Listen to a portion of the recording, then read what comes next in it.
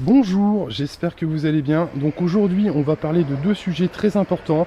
On va parler du faux miel et du traité Mercosur.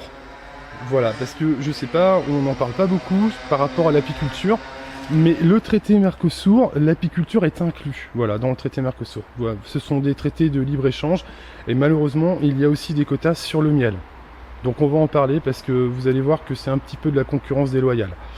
Donc on va commencer tout simplement en première partie par le faux miel. Donc je vais vous redonner des nouveaux chiffres. On considère que l'importation de faux miel en Europe, c'est 80 000 tonnes. Oui, autant que ça. Oui, 80 000 tonnes. Il est possible aussi que vous ayez quelques apiculteurs européens qui fraudent aussi. Donc on peut estimer à environ 20% des ventes de faux miel. Voilà, c'est-à-dire que quand vous allez faire vos courses, dans vos rayons, vous avez 20% des miels qui sont soit des faux miels, ou alors des miels frelatés. Soit du miel, vous savez, mélangé avec du sirop de sucre. Ils aiment bien mettre du sirop de riz, apparemment, c'est ce qu'ils aiment bien mettre. Voilà, ou d'autres sirops, en fait. Donc ils font un petit mélange avec déjà du miel, et voilà. Donc c'est l'un ou l'autre. Il faut savoir que sur ces 80 000 tonnes d'importation, nous on consomme 450 000 tonnes.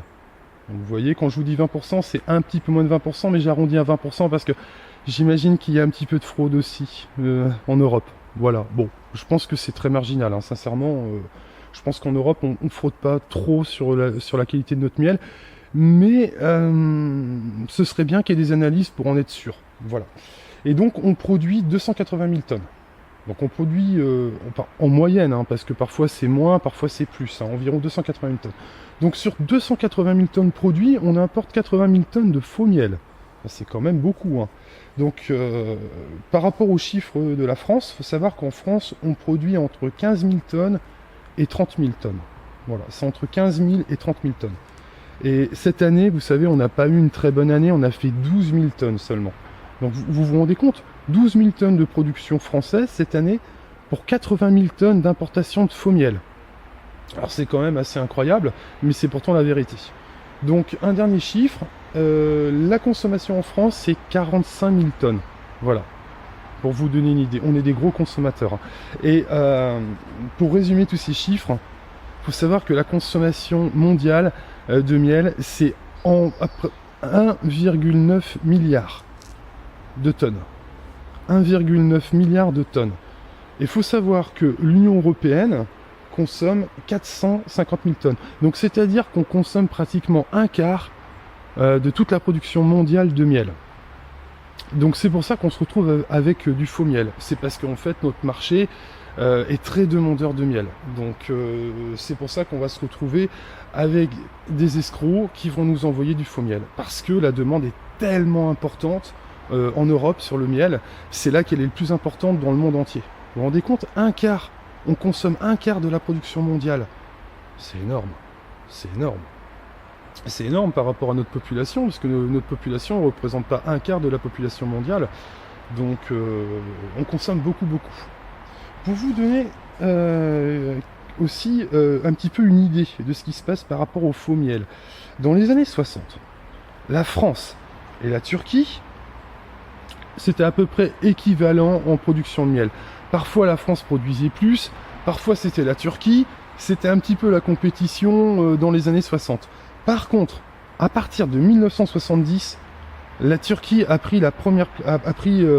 passée numéro 1. La France n'est jamais repassée devant la Turquie. La Turquie est passée numéro 2 en production mondiale. Ils sont souvent numéro 2, numéro 3, numéro 4. Ils sont dans le top 5. Voilà. Et en ce moment, ils sont numéro 2. Mais on s'est rendu compte que dans les faux miels, ceux qui étaient analysés, vous avez beaucoup de miel qui viennent de Turquie. Beaucoup de faux miel qui viennent de Turquie. Donc, on estime aujourd'hui qu'en Turquie, on produit 5 à 10 fois plus de miel qu'en France. Donc, en fait, vous avez une quantité de faux miel qui est fabriqué en Turquie qui est très importante. Et sinon, vous avez aussi le premier producteur mondial, c'est la Chine. Alors moi, je veux pas trop critiquer la Chine parce que sur la Chine, on dit beaucoup de mensonges sur l'apiculture chinoise. Je veux juste dire ça avant de parler de la Chine et du faux miel. Moi j'ai beaucoup de respect pour l'apiculture chinoise parce que c'est pratiqué depuis très longtemps, l'apiculture en Chine, ils ont un gros niveau, il y a beaucoup de choses qu'on raconte qui sont fausses, il y a des choses qui sont vraies, mais il y a beaucoup de choses qui sont fausses. Hein. Par exemple au niveau des mortalités, on n'a pas beaucoup d'enquêtes en Chine, mais les enquêtes qu'on a, c'est 10% de mortalité. Nous c'est 30. Hein. Donc voilà. Voilà, je voulais juste parler de l'apiculture en Chine parce que je trouve qu'on est un petit peu dur. Mais on y va facile alors qu'en fait c'est pas la vérité. Voilà, par contre au niveau du faux miel, la Chine est numéro 1. Voilà, ils sont numéro 1 en production et numéro 1 aussi en faux miel. Et on a constaté que on avait énormément de production, d'augmentation de production de miel en Chine, alors qu'en fait les ruches ne suivaient pas. C'est-à-dire qu'ils n'avaient pas vraiment plus de ruches, un petit peu plus, et ils produisaient des quantités qui étaient beaucoup plus importantes. Voilà, on a constaté ça, donc on voit qu'en Chine il y a un problème. Si vous voulez, vous avez une demande, donc vous avez des gens qui fabriquent un produit. Voilà. Bon, c'est pas du vrai miel, c'est du faux miel, mais vu que vous avez une demande, eh bien c'est fabriqué. Voilà. Donc, alors, il y a quand même des choses qui sont intéressantes au niveau de nos syndicats, parce que nos syndicats ont vraiment conscience de ce qui nous arrive et franchement demandent exactement ce qu'il faut faire. Voilà, ils sont vraiment calés sur ce qu'il faut faire. C'est-à-dire qu'ils demandent à ce qu'il y ait des laboratoires de référence.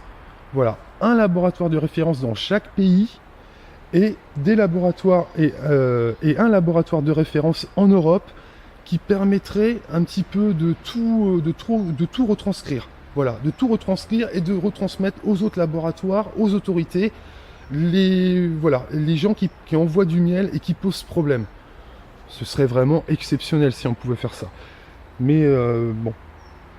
Alors, apparemment, on a sorti une nouvelle directive en Europe, mais ça concerne encore l'étiquetage.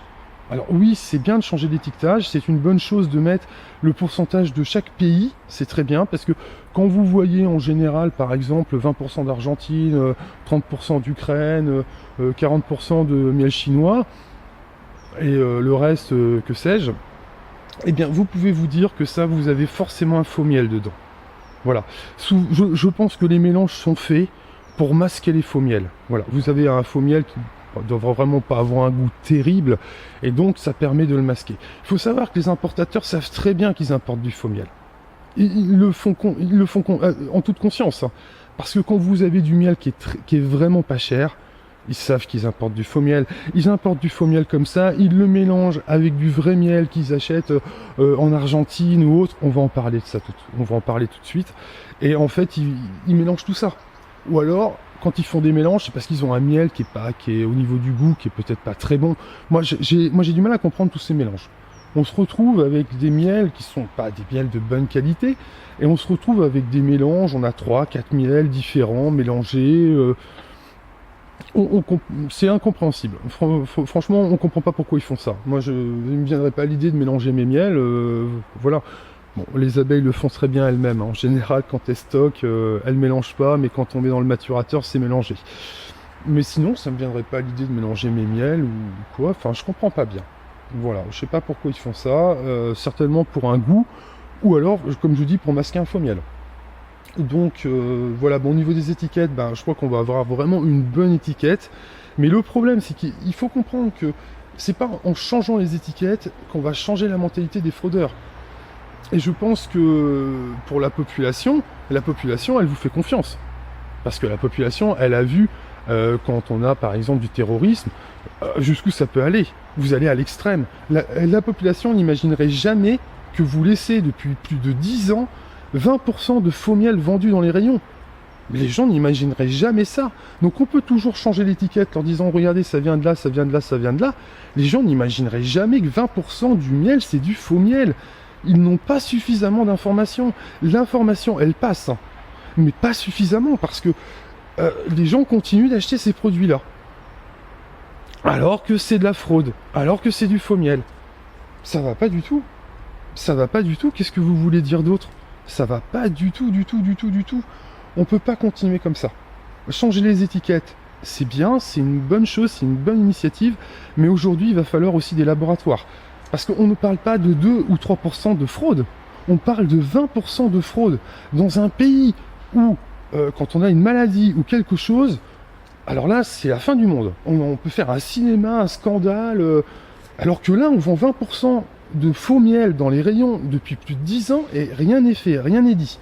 Mais par contre, si on a une maladie ou quelque chose, c'est la fin du monde. C'est poussé à l'extrême. Moi, je pense qu'il faut un petit peu d'équilibre. Voilà.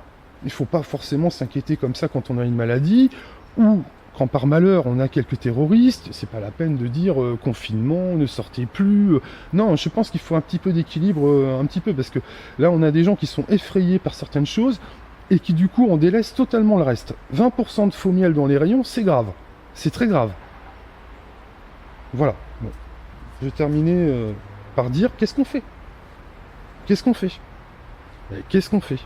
Et je vais pas vous mentir, en France, c'est encore plus problématique qu'ailleurs. Parce que sur les importations de faux miel qu'on a eues, eh bien, moi je me pose beaucoup de questions par rapport au port français. Parce que, moi je vous dis ça parce que c'est quand même assez étrange. On avait 80% de miel importé en France qui était du faux miel. C'est-à-dire qu'en fait les escrocs sélectionnaient la France. Parce que vous avez des pays qui paraissent plus sérieux, c'était que 30%. Et les autres pays, c'était 50%. La France, c'était 80%. Et vous savez pourquoi? Parce qu'en fait, ils importaient du miel qui était destiné pour l'Espagne, pour la Hollande.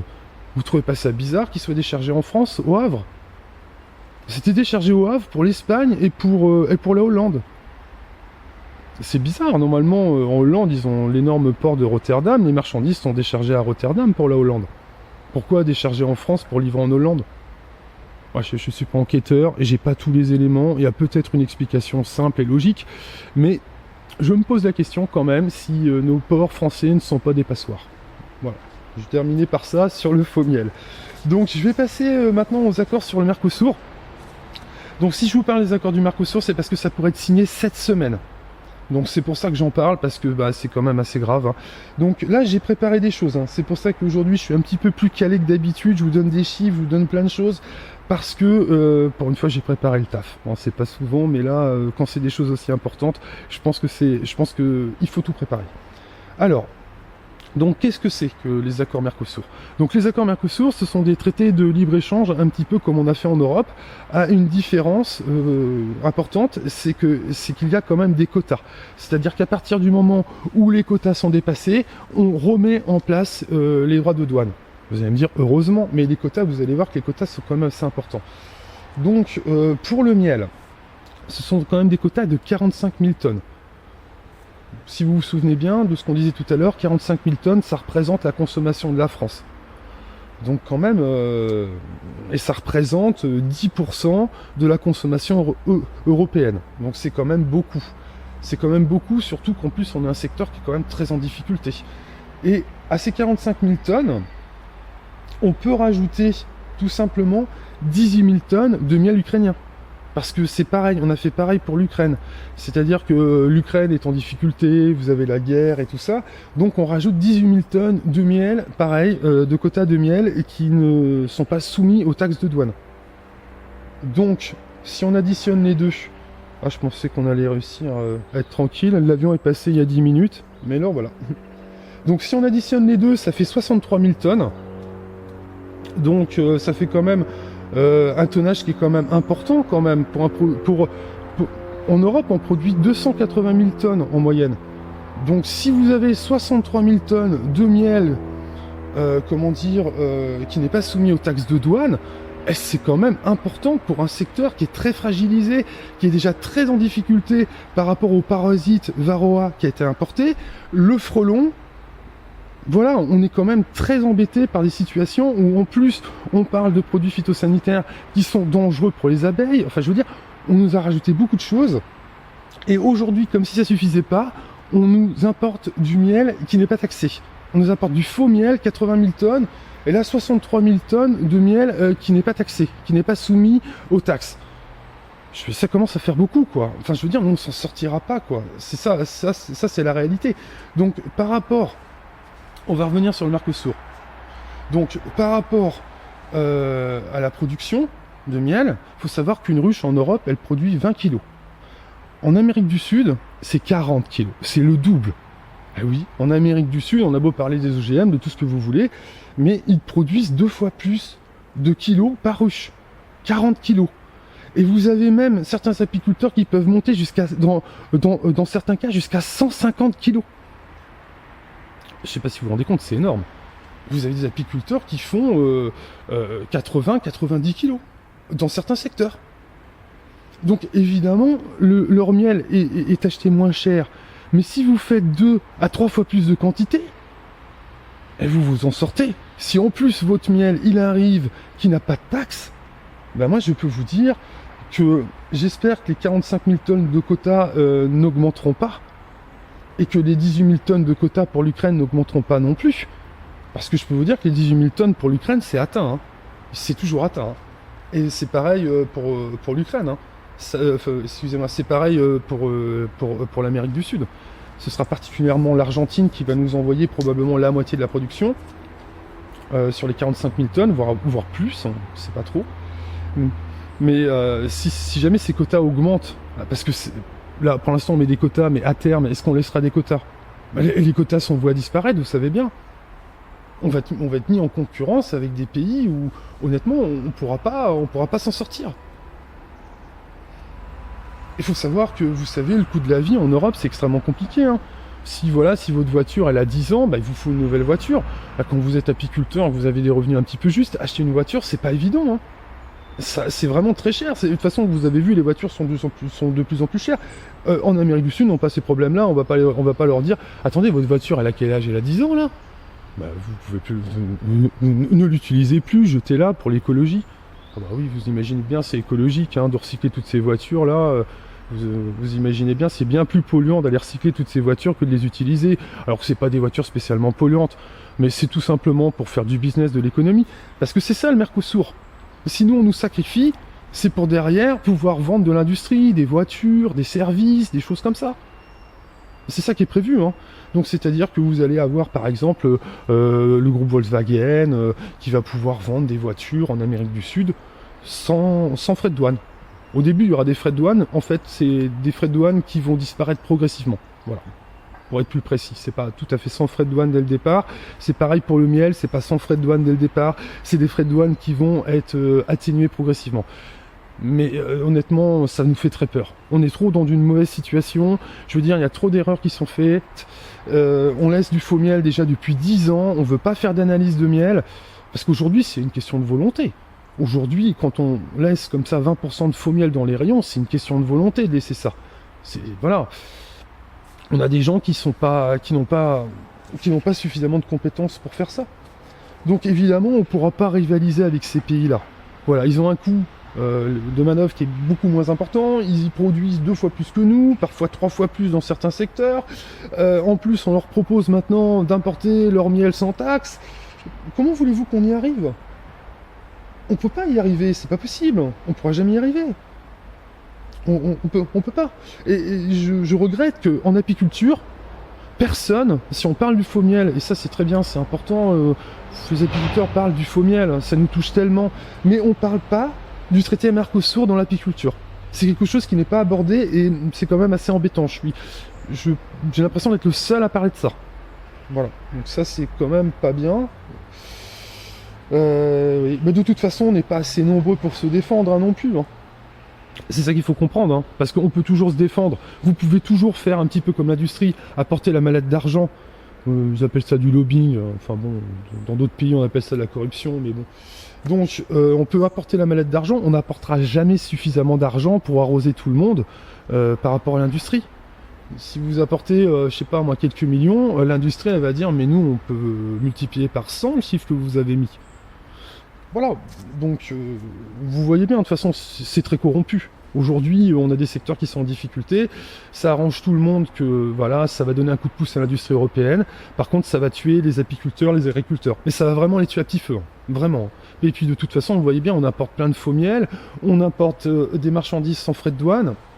Il y a aussi un autre problème, parce que on importe des marchandises sans frais de douane, mais on a quand même un pays qui est surendetté, qui cherche tout le temps de l'argent dans la poche des Français, mais on se prive comme ça de taxes de douane. on se prive de plein de choses en fait. On se prive de plein de choses. On va donner, je sais plus, c'est pas combien, c'est 25 milliards d'aide au développement. En fait, il y a plein d'argent comme ça qui s'évapore.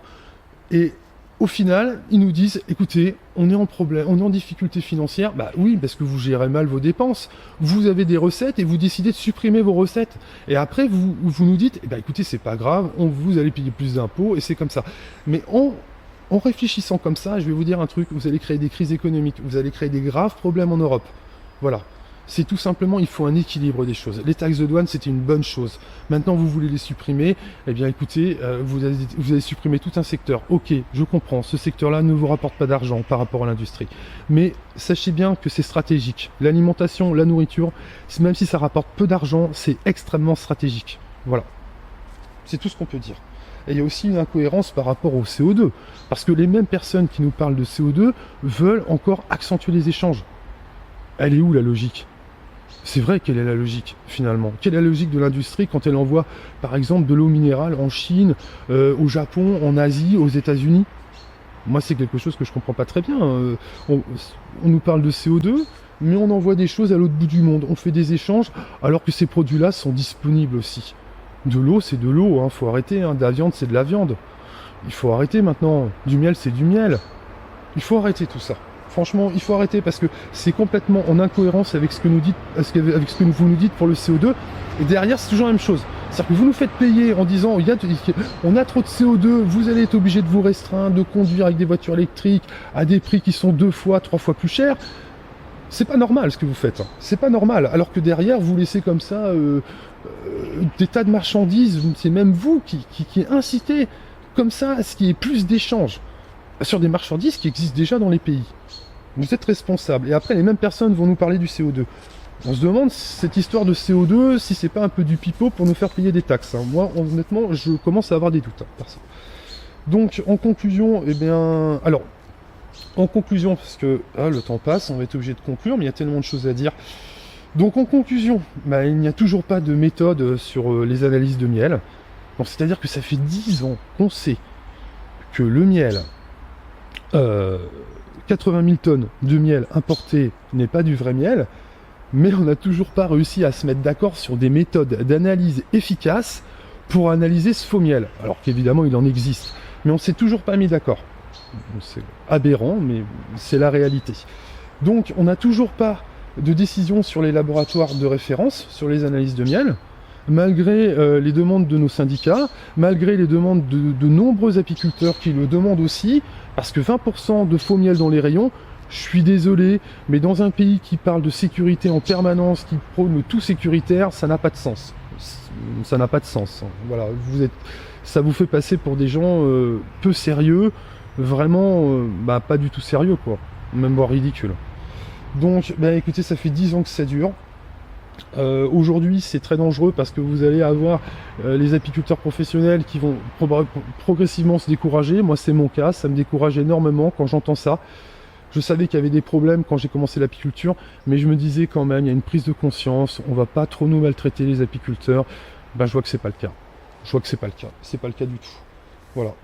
Malheureusement on rapporte pas assez d'argent comme je vous ai dit. Et du coup, on nous abandonne en disant, écoutez, vous ne rapportez pas d'argent, vous n'êtes pas utile, et c'est vraiment... C'est assez triste, hein. Donc, voilà, comme je vous disais, on nous a sacrifié pour l'industrie, tout simplement, par rapport au Mercosur. Voilà, et je pense que, tout simplement, l'apiculture professionnelle n'a plus beaucoup d'avenir, hein. On nous asphyxie petit à petit, au profit d'une élite toujours plus puissante. Voilà, je pense que je vais conclure en disant ça. C'est tout ce qu'on... Voilà, je pense que tout est résumé. Maintenant, je pense que chaque apiculteur doit quand même mettre une pression à l'Europe. On ne comprend pas ce qui se passe. Voilà, on n'arrive pas à comprendre. Sur ce, je vous souhaite quand même un très bon week-end et puis je vous dis à bientôt.